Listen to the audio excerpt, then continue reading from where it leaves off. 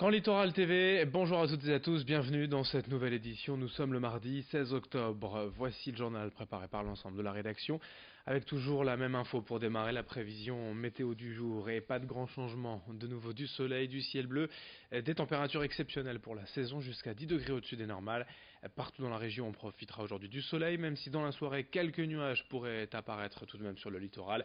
Côté température, notez cet après-midi 22 degrés à Dunkerque, à Calais ou à Boulogne, 23 degrés pour les maximales à Saint-Omer. On en reparle bien sûr juste après ce journal. On ouvre d'abord cette édition avec les premiers mots de la nouvelle Miss Nord-Pas-de-Calais hier sur notre antenne.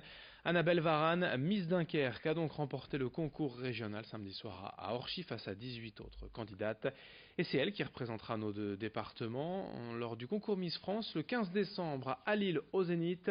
Après Camille Serri, Iris Mittenard et Maëva Cook, la jeune femme de 19 ans sait bien que l'attente est forte autour d'elle, mais elle veut juste profiter de cette écharpe Miss Nord-Pas-de-Calais et représenter au mieux la région. Elle était hier notre invitée interrogée par Idil Gunaï. Beaucoup de surprises, une grande émotion. C'est vrai que c'était un moment très intense, mais voilà, j'étais sur mon petit nuage, je redescends à peine. Je parlerai pas de pression. Après, c'est vrai que la région a brillé ces dernières années, mais pour moi, c'est plutôt une fierté qu'autre chose de représenter notre région. Et puis, je vais y aller en restant moi-même, et puis on verra ce qu'il adviendra. On va partir à l'île Maurice dans à peu près un mois, donc voilà, ça va être un voyage à la fois intensif, mais où on va aussi pouvoir profiter. C'est l'occasion de se rencontrer. Exactement. Ouais, je vais rencontrer les autres candidats, donc j'ai hâte. Les prochains jours, ce sera vraiment, là, je fais la tournée médiatique, et puis ensuite, je vais participer au gala des élections cantonales, et voilà, après,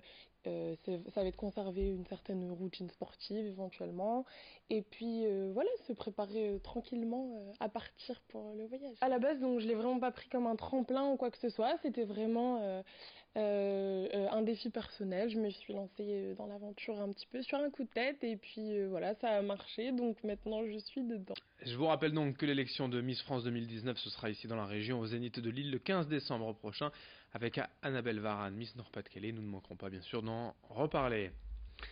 Il y a tout juste un an, suite au scandale d'accusation de viol contre le producteur de cinéma américain Harvey Weinstein, naissait le mouvement MeToo, où ici en France, balance ton porc.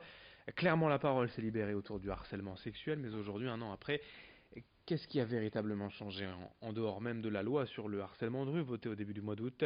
La parole est-elle suivie d'actes? Et pour cela, rien n'est moins sûr. Globalement, les femmes se réjouissent évidemment de cette prise de conscience, mais elles sont néanmoins sceptiques quant au changement de comportement des hommes à leur égard. Écoutez ainsi leurs sentiments à ce propos dans les rues de Calais hier au micro de Corentin Escaillé. Déjà la solidarité, on va dire. Il y a beaucoup de regards qui... je trouve que les regards de maintenant et les regards d'avant, ça n'a rien à voir. Je veux dire, les gens ont changé, donc... c'est forcément aussi la population a changé aussi, donc c'est pas toujours pareil, quoi. Ah non, non. Ah non, non, rien du tout. Même la nouvelle loi qui est passée là contre le harcèlement de rue, les amendes, j'attends de voir quoi. Je pense qu'aujourd'hui, c'est bien de pouvoir en parler, c'est bien pour la nouvelle génération de pouvoir le dire et d'être entendu et d'être écouté surtout parce que finalement on avait l'impression qu'on était seul, on était la seule personne à qui ça arrivait et finalement en parlant on se rend compte que ça concerne beaucoup de gens et c'est pas normal. On enchaîne avec un nouveau type de contravention mis en place depuis quelques semaines à Arnes, dans le Pas-de-Calais, dans le bassin minier. Désormais, chaque individu ivre sur la voie publique est pris en charge par la police, se verra poursuivi pour temps perdu à l'encontre des forces de police. En cas d'ébriété dans la rue, vous pouvez ainsi être emmené à l'hôpital pour établir un certificat médical de non-hospitalisation, puis en cellule de dégrisement, mais puisque tout cela mobilise du temps et du personnel, la ville veut faire payer les responsables directement. Cette nouvelle disposition permettra donc en plus de l'amende pour ivresse de 35 € d'établir une contravention de 120 € pour, je cite, dédommagement de temps perdu, une mesure préventive selon le maire d'Arnes, interrogé par Lucilbert Constant. Nous avons pris la décision de facturer ce temps perdu par nos agents pour quelque chose qui n'a rien à voir à un accident ou autre, mais à une volonté de l'individu de, entre guillemets, s'arsouiller. Une participation qui, me semble-t-il, est bien souvent modeste par rapport au temps passé, et puis par les 2 agents minimum, voire 3. La dernière fois, par exemple, ils étaient 3 dans le véhicule, et puis le fait de les conduire là-bas et de passer son temps à faire ce rapport. Je pense que ça a tendance à dire aux gens, faisons attention, parce que non seulement on peut avoir une amende par la police nationale, qui est d'un montant de 35 €, mais si je suis emmené en cellule de dégrisement en passant par l'hôpital, par contre là, c'est une amende, non pas une amende, comment on peut appeler ça, un dédommagement pour temps perdu de 120 €.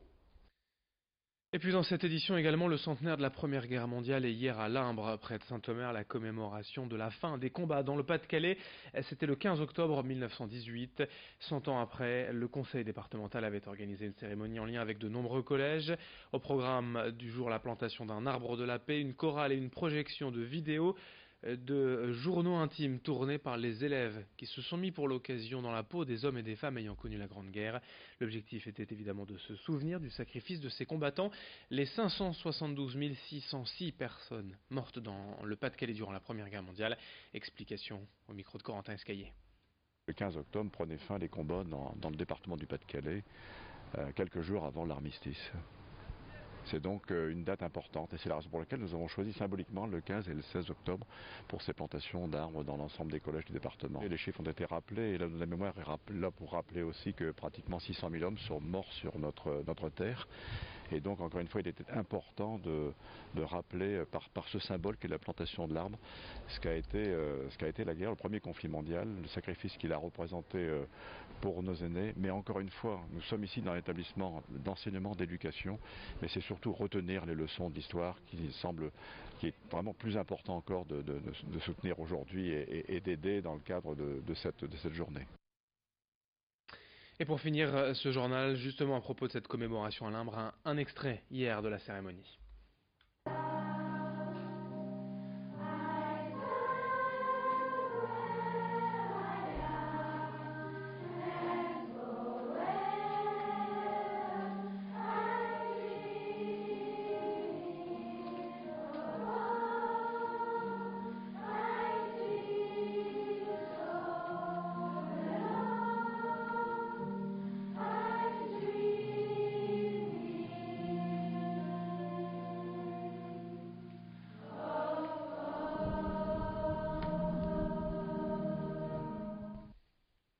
Fin de cette édition sur Grand Littoral TV. Merci de votre fidélité.